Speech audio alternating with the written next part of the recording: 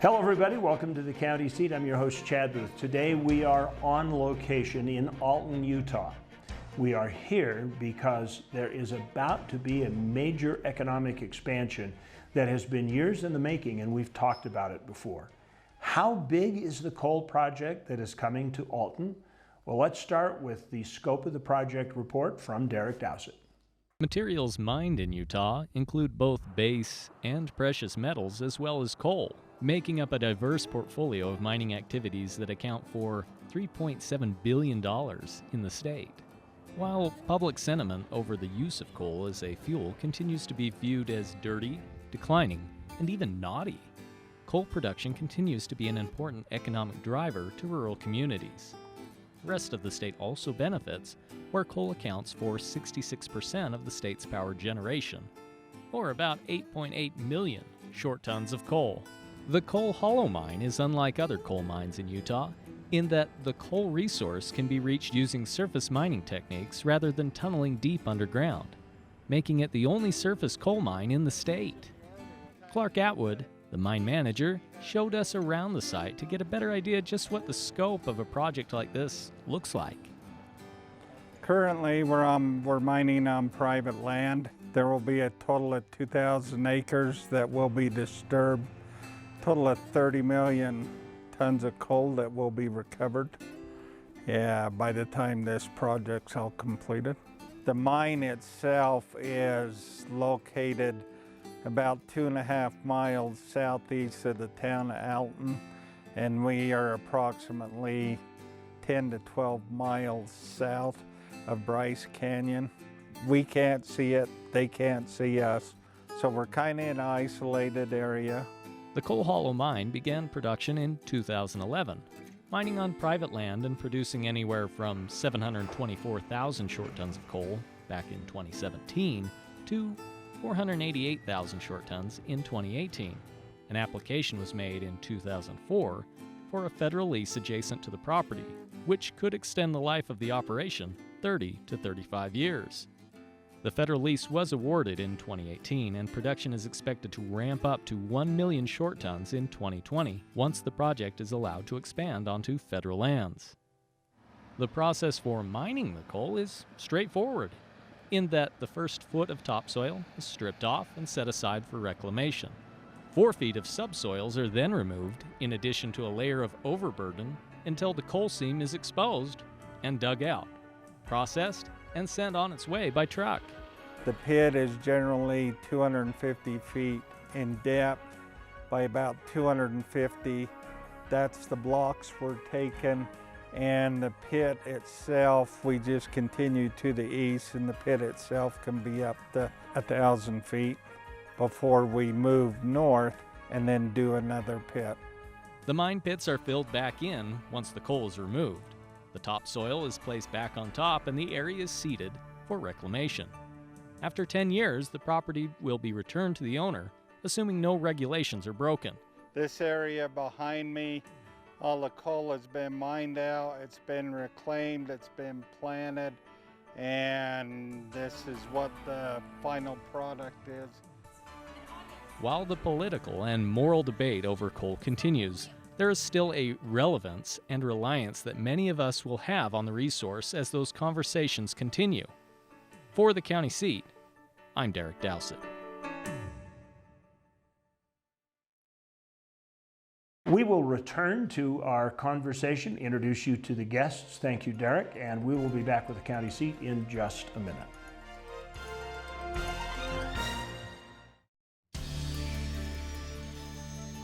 Welcome back to the county seat. We are continuing our conversation about the Alton Coal Project. All the details are done, the numbers are in, and there are big changes coming to the county. So to look at it from a economic standpoint, a community standpoint, a technical standpoint about what's involved in reclamation and the environmental issues, we are joined by Kirk Nichols, who is the environmental specialist for Alton Coal, Andy Gant, who is a commissioner from Kane County, and we've got Drew Christensen, who is the technical specialist, I guess, is that what you call him? Technical services manager. Services manager. Yeah. So You handle just the nuts and bolts of how this all works. That's right. Gentlemen, thanks for taking time.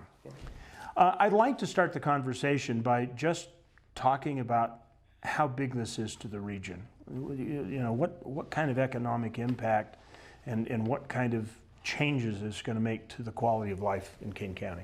We're really excited for this project. I guess the first thing to talk about is the fact that we have actually been in operation on private leases now for nearly 10 years, 9 years. Kirk, does that sound right to you? Since 2010, late 2010. So we have been in operation. We've been around for a while, but what we're looking at now is an expansion out onto the federal lease that we've acquired through the BLM, and it's going to provide us an opportunity to ramp up operations and to get to a much more significant level of production. So along with that comes more jobs, more fuel requirements, everything. It's going to be a large expansion for us. Will it just affect Kane County, or will the impact like spill over into Garfield County as far as jobs and impact goes? No, there's employment. I know myself and Kirk, we actually live over in Iron County, so there's employees in Kane County, Garfield County, Iron County, and you're going to see the impact all the way through up to Delta as well, where our coal currently goes. How many jobs are you guys talking about? 300, 400, 500-ish somewhere? I mean, it's not like 1,000, right? No, it's not 1,000 jobs, but it's total employment plus contractors plus suppliers. You're talking in the neighborhood of 300 to 400 jobs. Okay, so that begs the question. People in Salt Lake are sitting in their living room watching this program right now, and they're going, hey, that doesn't seem like very much. Lazy Boy shut down and let go twice that many people. Right. So how does that compare to this part of the neck of the woods? With the governor's efforts to for pushing rural jobs, he's put numbers to these small Utah counties like Kane, Garfield, and Paiute, and it has a significant impact on our economy with each individual job. Yeah, if I recall when I saw that first, it almost seemed like it was 600-700 jobs in Salt Lake City equals to one job here as far as economic impact. Yep, it's significant. It has another dramatic impact on our tax structure as well. We'll become a mineral exporting county. And for CIB funds, community impact funds, the state will look at Kane County totally differently in allocations that are allowed back to us because we're now generating revenue for the state of Utah. And it will add to our ability to fund local projects and improvements dramatically, just the fact that we're exporting these minerals. How much impact does this have as far as coal goes as a fuel? And what you'll be able to take out of here, what does that do to the guy in Salt Lake? Why should he care about this? It's really nice to be able to turn the lights on and not have to pay a whole bunch of money to keep the lights going. Coal's a cheap power source. It has been for a long time, and it will continue to be so. You can look at projections by the federal government, the Energy Information Administration. Coal's going to be around for a long time. It's currently about 40% of our energy generation average nationally, and that the EIA projects that to remain close to that level. There is a general decrease over time, but you're still above 30% 20 years from now. So if I look back and remember growing up in Salt Lake, and they had the power plant out there by the fairgrounds, and our collars would get black. And that was, I'm going to be kind to myself and say that was 30 years ago. But in reality, in the last 30 years, how much has coal technology changed? And maybe that's a Garcane question.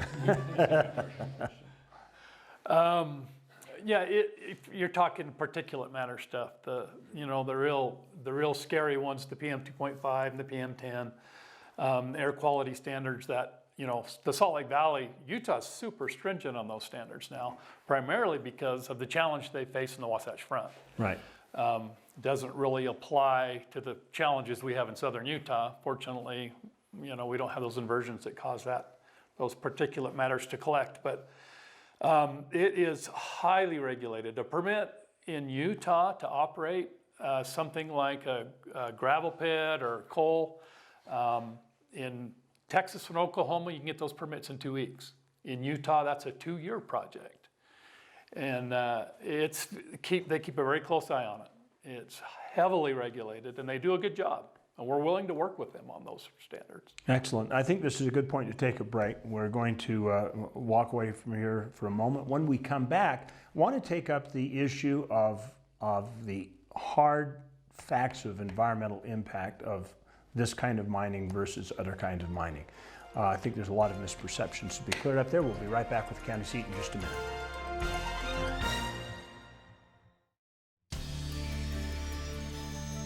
Welcome back to the County Seat. We're continuing our conversation about the Alton Coal Project in Kane County. I wanted to explore how this mining operation is different than traditional mining operations that people think of. What makes this one unique? Well, Alton Coal is the first surface coal mine in Utah, whereas the other mines up north around Carbon and Emery County are underground coal. How does that affect the take of the coal? Does it make it easier to get it off the ground, or does it just make it different? Probably makes it easier in a sense, I guess. You're removing some of the earth to get to it, so I think it's cheaper than going underground. So you come back to basic economic principles. You talk about economies of scale. So it all depends on the size of equipment you can use to get after the coal. Same thing goes underground. If you can use larger and larger equipment to get it out, it's going to cost less and less to extract it. Now, here at this operation, we have the opportunity to match a surface mining equipment fleet to the deposit, and so we're able to mine it in a fashion that makes it profitable. And so that. In that sense, that does make us quite unique from the other mines that have traditionally produced up in Emery and Carbon counties. So from a standpoint of surface mining, people are going to think strip mining, and they're going to think of all the horror stories. How big of a part is reclamation for your project here? Well, reclamation is the biggest part. I mean, that's basically what we do right from the get-go before we mine. We start by salvaging the topsoil and the subsoil and setting that aside, and we mine out one pit. Next pit we backfill into the first pit that we mined, and we can start doing our reclamation right at the beginning. It's concurrent reclamation. So you'd never see the spoil piles here at our mine like you would see, say, up on the Wasatch Front, where you're looking over at the Bingham pit and you see the spoil piles on that side of the mountain. That's something you'd never see here because we're always concurrently reclaiming the ground behind us. How big is the footprint, and how long does it take for it to go away? I mean, I've seen gas well pads that you couldn't, unless you stood in the middle of them, you couldn't tell that the ground was disturbed 18 months earlier, just by the way they do it. What's your timetable? What's your turnaround time to the fact that it's covered and plants are growing? It's actually similar to what you just described with the gas wells. It's a similar time frame, so we're always constantly backfilling, and then putting the soil back on top of that, and then just as soon as the conditions and the weather and the season permits, you want to seed it at the right time of year. So I want to talk about mitigation, because this is another area that is not really well covered or understood about this.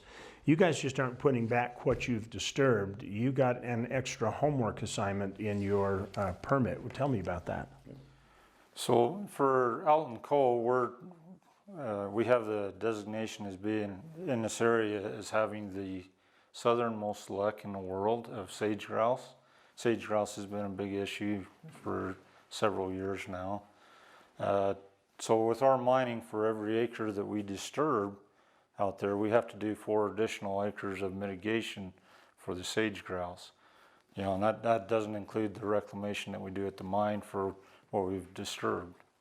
So basically, 1 acre disturbed, 5 acres improved, if you were to look at it. Correct. How much of an impact does that mitigation have? What does it change about the ground?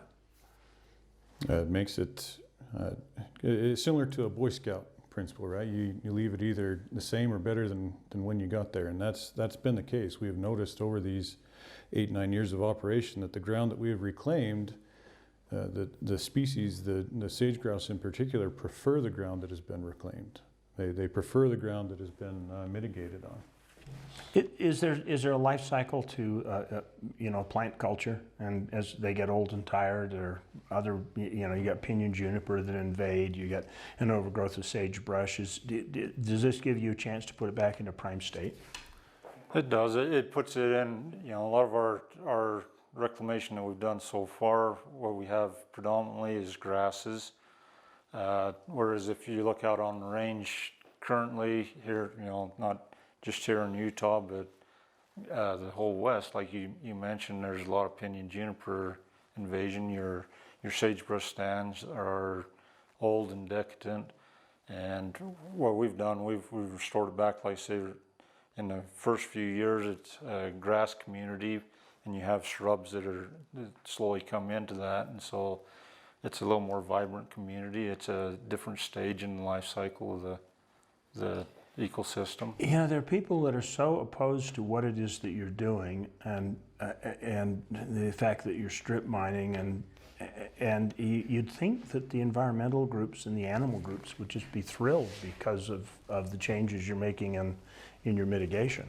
Well, that's something we're really proud of. We take pride in the stewardship that we have over the ground, that we're not only mining and extracting the resource and creating economic value to the surrounding communities, but we take a lot of pride in the benefit that we provide to the environment and to the surrounding community that way as well. It's the mining community has had a black eye for a long time for the messes that were made historically, but anymore the miners are the best stewards for the land. We're the ones that actually take the ground, extract the resource, yes, but then bring it back to a state that's just as good, if not better, than where it came from. So there are other industries that have a mitigation requirement, and I've traditionally seen 1.5 to 2 acres per acre of disturbance. Yours seems to be quite a bit higher. Is that something that you're comfortable with, or do you feel singled out for it?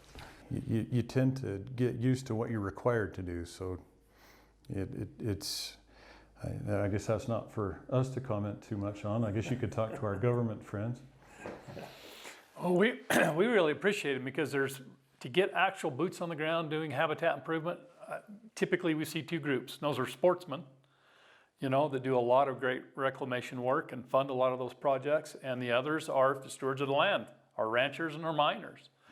All we're going to hear about from these other groups is just, they're just naysaying. They're not going to come out and actually see what we're dealing with. They're not going to do a reseed or anything. They're not, they're not hands-on. They just want to oppose other projects from taking place. So we appreciate these types of groups that actually show us a benefit here on the ground in Kane County. Excellent. We're going to take a quick break. We're going to come back with our final segment of the county seat. We're talking about Alton coal. From the town of Alton, not too far away from where all the mining activity is taking place. We'll be right back.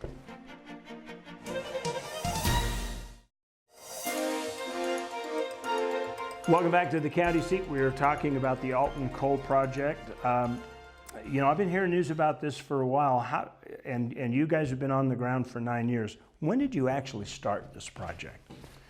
Oh, this project started clear back in 2005, actually. So that was when the initial application for a lease on federal ground was submitted.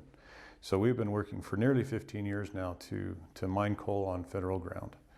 And it's been a long and arduous process.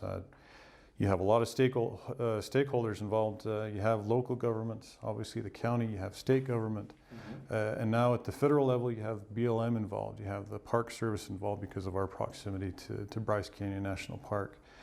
There's the Fish and Wildlife people, there's the Corps of Engineers like we talked about.